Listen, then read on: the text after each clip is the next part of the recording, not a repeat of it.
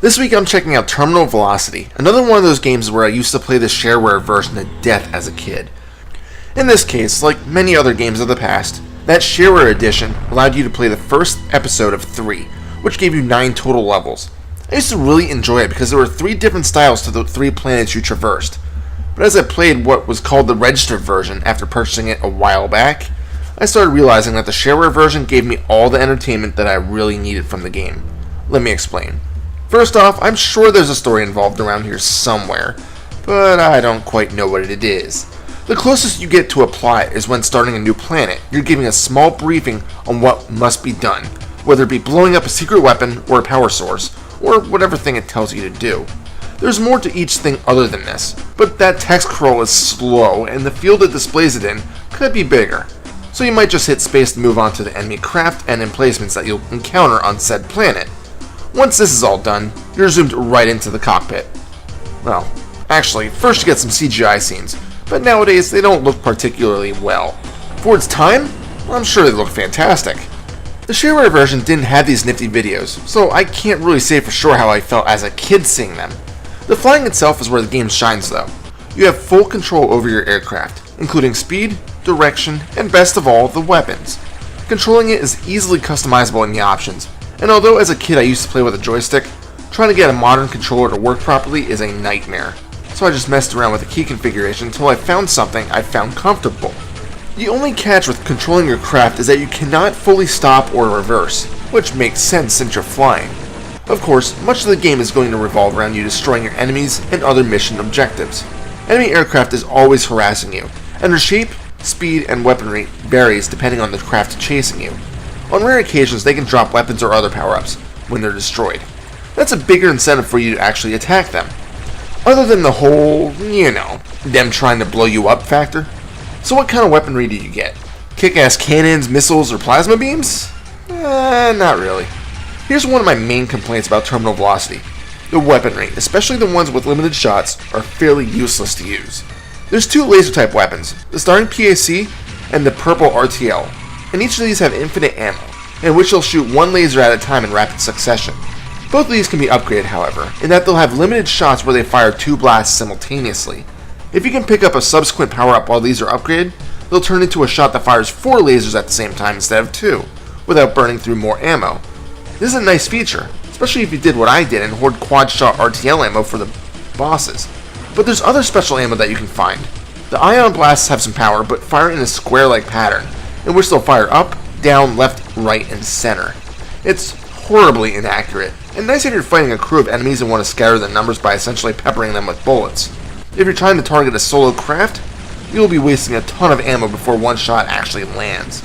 You can find the MAM, which are missiles, but although they have even more power, they are really slow to fire off, and again only worth firing against the stationary bosses. There's also some heat-seeking missiles, but you don't get very many of these, and again, I found my laser weapons to be more effective.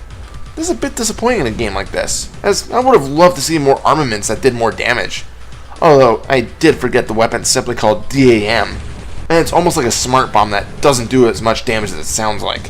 Which sucks considering you can only ever carry one of these at a time. So what kind of missions are you embarking on? Well, each episode consists of 3 planets with 3 stages each.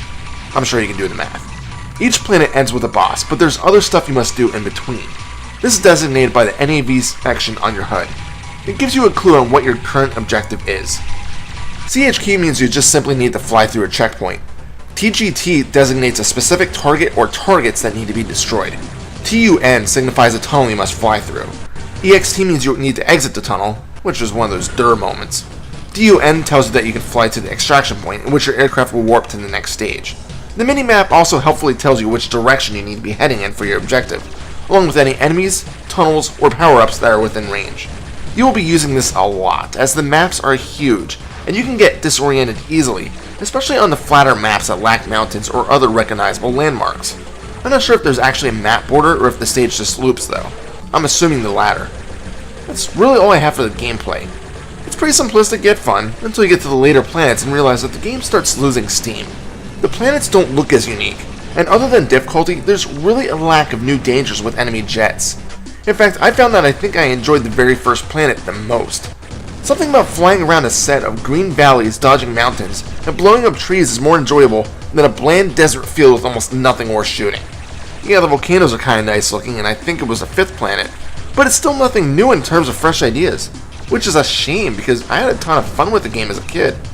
Maybe it's because the graphics, at least for its time, were fantastic. Explosions were massive, debris goes flying when downing enemies, clipping enemy forces causes them to fall to the ground in a trail of smoke, and flying through tunnels at high speed gave you a thrill because it felt tense being in such close quarters and flying. Even now, I really can't complain about them. Sure, there's a decent amount of fog in each level, but that's to be expected for its time. I really feel like this game could have easily been released on the original PlayStation, or hell, even the N64, but to my knowledge, it was only available on PC, eventually Mac, and nowadays even mobile phones. The music isn't so bad either. The only issue with it is that it does get repetitive after a while, especially once again after you start the paid-for content of the game. The sound effects are decent though, and the game doesn't drown out the music with the crashes and shots that you fire, which is nice. I think that's all I can really say about Terminal Velocity. It's really sad that for a game I had so much fun with in the shareware version, that the commercial release turned out to be kind of eh. Don't get me wrong, I still enjoyed it, but it just has the feeling of been there, blew up that already. I highly recommend downloading the shareware version if you can find and run it, but make sure you really enjoy it before spending the few bucks the game now costs. At least that's another thing it has going for it. It's dirt cheap. Final score? 6 out of 10. This is Reaper. Happy fragging.